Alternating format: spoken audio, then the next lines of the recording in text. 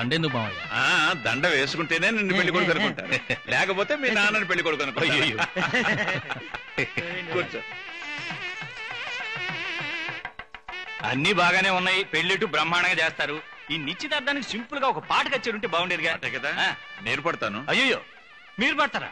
నా పాట old style గా ఉంటుంది అనుకుంటున్నావా? అన్నయ్య, ఓల్డ్ ఈజ్ గోల్డ్ అన్నయ్య, నువ్వే పాడన్నయ్య. వద్దులే, నేను పాడతానంటేనే బావ మూతి ముడుచుకున్నాడు. వద్దు.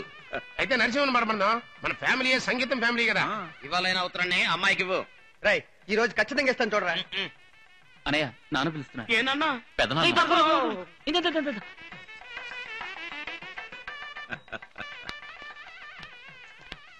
ఏంట్రా, ఏంటంటే తగిలించుకోవచ్చు? Style style. ఓ పాట పాడు. అదే పాట. అరే వాళ్లే పాడమంటున్నారా? నువ్వు సంగీతం బాగా నేర్చుకున్నవాడుగా, ఆడపిల్లలా అలా సిగ్గుపడకూడదు. పాడు. ఏ నా కొడుకే పాట పాడాలా? ఏమన్నయ్య, నీ కూతురు కూడా నాట్యం నేర్చుకుందిగా, ముందు తనని నాట్యం చేయమను, తర్వాత నా కొడుకు పాట పాడతాడు. మీరు పాట పాడితే ఆవిడ ఆట ఆడితే సగలండి. ఎవరి ముందు ఏం మాట్లాడుతున్నావు? 1000 సార్లు అడిగాం, చల్లా ఆడినంది, మర్చిపోయిందో ఏమో. చూడండి వెంకట గారు, కాదు బావా, తన మనసుకి ఇష్టమైతే ఆడుతుంది, లేదా మనం ఎంత చెప్పినా.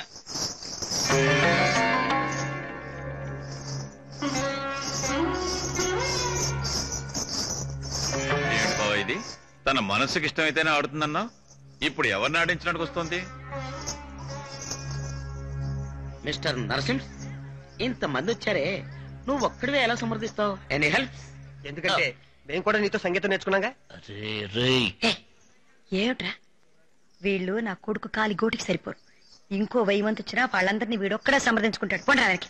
ఏ నరసింహ, నువ్వు చెప్తే సరేనా?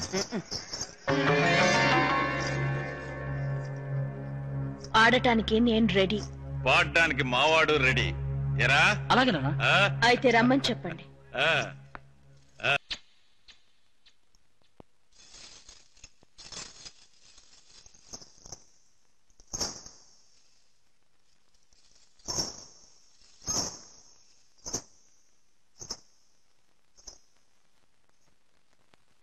అది అమెరికాలో చదువుకున్న అమ్మాయి అండి.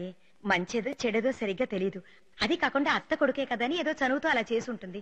దానికి మన పిల్లని తిడుతున్నారు ఎందుకండి? ఓహో, నీ కొడుకు ఏమీ తెలియదు, పాపాయ్. అందరి ముందు పట్టుకుని అమ్మాయి వీడికి ముద్దిచ్చిందంటే ఈయన గారు ఆ అమ్మాయికి ఎన్ని లీలలు చూపించాడో. మన వాడికి అలాంటి లేని తెలియబండి. అయితే నాకు తెలుసుంటావా? అది నా నోటితే నేను చెప్పాలా? కొట్టినంటే పళ్ళు గిళ్ళు రాలిపోతాయి వాడు ముందు పట్టుకొని. ఎందుకు ఇంకా నిలబడ్డా? బయలుదేరు ఇక్కడి నుంచి. ఇక్కడ ఉంటే ఆయన తిడుతూనే ఉంటారు, నువ్వు బయలుదేరు. ఇది చూడు నాన్న, వేళకి చక్కగా భోంచేయి, పెందలాడే పడుకో, శనివారం తలస్నానం చేయి, ఎండలో తిరగ. నీ కొడుకుని చంకని ఎక్కించుకొని తిరుగు. ఇదిగో వాడికి ఎంతో ఇష్టమని రవ్వ రొట్లు చేసావే, సర్దేవా? అయ్యో లేదండి, మన అవుతున్నాను మరి, వెళ్ళి తీసుకురా. ఇప్పుడే తెస్తాను. ఆగాగు, అసలే ఇక్కడ చలి ఎక్కువ. స్వెటర్ సర్దేవా? మర్చిపోయానండి. మర్చిపోయానండి. నేను నువ్వు వేసుకున్నా, వెళ్ళి పట్టగా. నరసింహ, రాత్రిళ్ళు బయట తిరక్కు, పెందరాలే పడుకో. మీతో మాట్లాడాలని ఊరి వాళ్ళు పంచాయతీ పెద్దలు వచ్చారు. వీడితో మాట్లాడుతున్నాను కదా, సరిపద వస్తున్నా. ఒరే నరసింహ, నువ్వు చెల్లాయి పెళ్లికి 1 వారం ముందుగా వస్తే చాలు. పెళ్లి పనులు చేయలేదని దిగులు పడకు, అన్ని నేను చూసుకుంటాను. ఏమిట్రా అలాగే తలాడిస్తావు? ట్రైన్ టైం అవుతుంది, బయలుదేరు.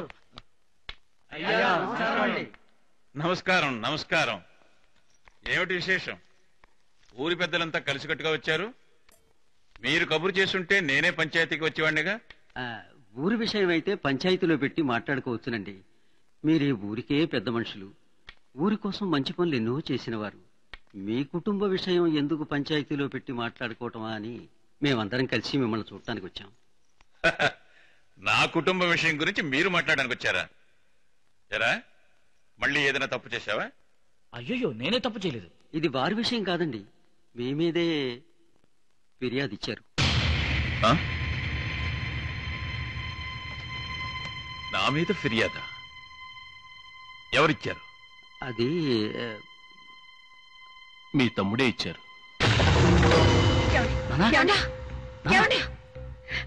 నానా,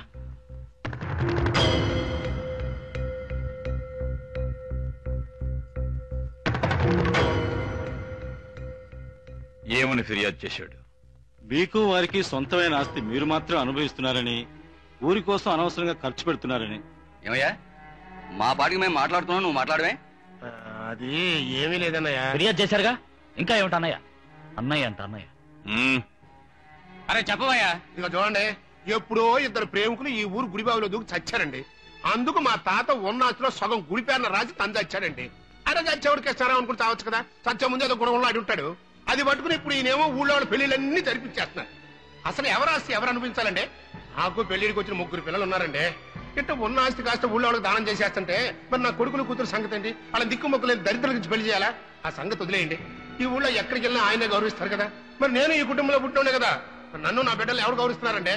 బెచ్చగాలను చూసినట్టు చూస్తున్నారు. అది వాళ్ళ నడతన బట్టి ఉంటుంది. మరి మేమేమైనా చేతులు జరుపుకున్నావా? విషయం చెప్పాయా? ఏంటయ్యా విషయం తెలుసుకోవడం? విషయం చెప్పడం మళ్ళీ అడుగుతా. అయితే ఈయన నా కూతుర్ని ఆ డబ్బును సూర్యప్రకాష్కి ఇచ్చి చేద్దాం అనుకున్నా. ఈయన కూతురు కుదుర్చుకున్నాడు. సర్లే జరిగిపోయిందో జరిగిపోయింది. కనీసం ఆ ఇంటి పిల్లలని తీసుకొచ్చి నా కొడుకులు ఎవరి కొడుకు చేసుకుందాం అనుకున్నా. నా ముఖానికి ఆ అదృష్టం కూడా లేదని నిన్న నిస్తార్థం తేలిపోయింది. ఇచ్చిందిగా ఆవిడ గారు కిస్సు. ఊరికదంతా ఎందుకయ్యా? నీ నిర్ణయం మాతో చెప్పినట్టే మీ అన్నయ్యతో చెప్పు. నిర్ణయం ఏముందా? ఉన్నాస్తి మొత్తం చెరుసగం మంచిమనండి. తమ్ముడు ఏమన్నావు? అవును, నాకు కూడా ఆస్తిపాస్తులుంటేనే నన్ను ఈ ఊళ్ళో అందరూ గౌరవించేది. పిల్లలకు కూడా మంచి సంబంధాలు తీసుకొచ్చి పెళ్లిళ్ళు చేయగలుగుతాను. ఆస్తి పంచేయండి. అందుకని ఆస్తి పంచాలంటావా? కుటుంబం పరువు పోదు. నువ్వు అడిగితే వారు ఇవ్వనంటారా? ఎవడదే? ఏంటి అడగమంటావా? నేనేమన్నా బెచ్చగాని అనుకున్నావా? నేను ఆ తల్లికి పుట్టినోండే, ఉంచుకుందానికి పుట్లా. అవునరా, నువ్వు ఉంచుకున్న దానికే పుట్టావు.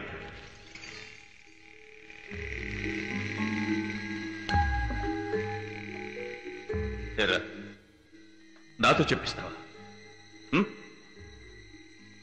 అరే, నా తండ్రితో సంసారం చేసి నిన్ను కని రోడ్డు మీద పడేసి మీ అమ్మ చచ్చిపోయిందిరా. మన కుటుంబం బరువు పోకూడదనే ఉద్దేశంతో నేను నిన్ను తీసుకొచ్చి మా అమ్మ చేతికిచ్చి నాలాగే నిన్ను పెంచమని చెప్పి ఒట్టేయించుకున్నాను. నాకంటే ఎక్కువ ప్రేమగా నిన్నే పెంచింది. ఆ పుణ్యవతి చనిపోయేదాకా ఈ రహస్యం ఎవరితోనూ చెప్పలేదు. నేనేమన్నా చెప్పాను ఇంతవరకు? నా భార్యతో కూడా నేను చెప్పలేదు. తమ్ముడు, ఈ రహస్యం ఇప్పటిదాకా నీకు తెలియదుగా. మన నాన్నగారి దగ్గర గుమస్తాగా పనిచేశారే ఈ భద్రయ్య గారు, వీరికి మాత్రమే తెలుసు, ఇంకెవరికి తెలియదు.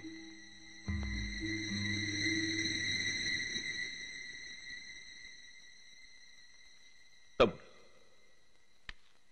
నువ్వే చెప్పు, నిన్నెంతవరకు, నిన్నెప్పుడైనా ఒరేని పిలిచానా? లేదు, తమ్ముడు తమ్ముడు అని నెత్తి మీదకి ఎక్కించుకుని తిరిగాను. ఎందుకని? నువ్వంటే నాకంత ప్రేమ. కానీ నువ్వు కేవలం ఈ డబ్బు మీద ఆస్తి మీద ఎంత ప్రేమ పెంచుకున్నావు. ఇదిగో అందరికీ చెప్తున్నాను, నేను బతికున్నంత వరకు ఈ ఆస్తిని అమ్మటానికి కానీ పంచడానికి కానీ నేను ఒప్పుకోను. ఎందుకు ఒప్పుకోవాలి? అసలు ఎందుకు ఒప్పుకోవాలి అంట? ఆస్తి అంతా మా తమ్ముడిని తీసుకుని అనుభవించని. ఏమవుతుంది? ఆస్తి అంతా నువ్వే తీసుకో, నాకు చెల్లిగవ్వ కూడా అక్కర్లేదు. దస్తావేజులు రాయించు, సంతకం ఎక్కడ పెట్టమంటే అక్కడ పెడతాను, తీసుకో. మరి మీకంటూ ఆస్తి లేకపోతే ఎలా చెప్పండి?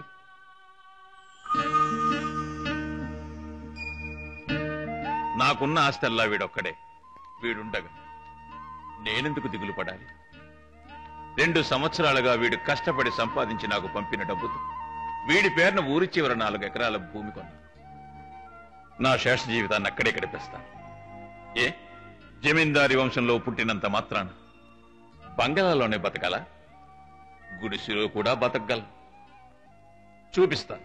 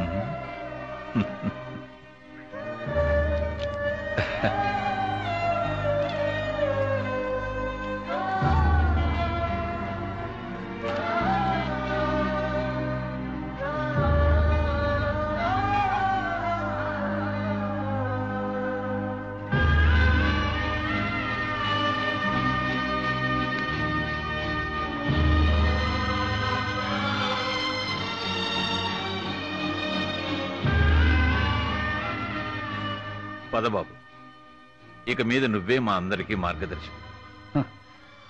ఎప్పటికీ మా అందరికీ మీరే మార్గదర్శకులు.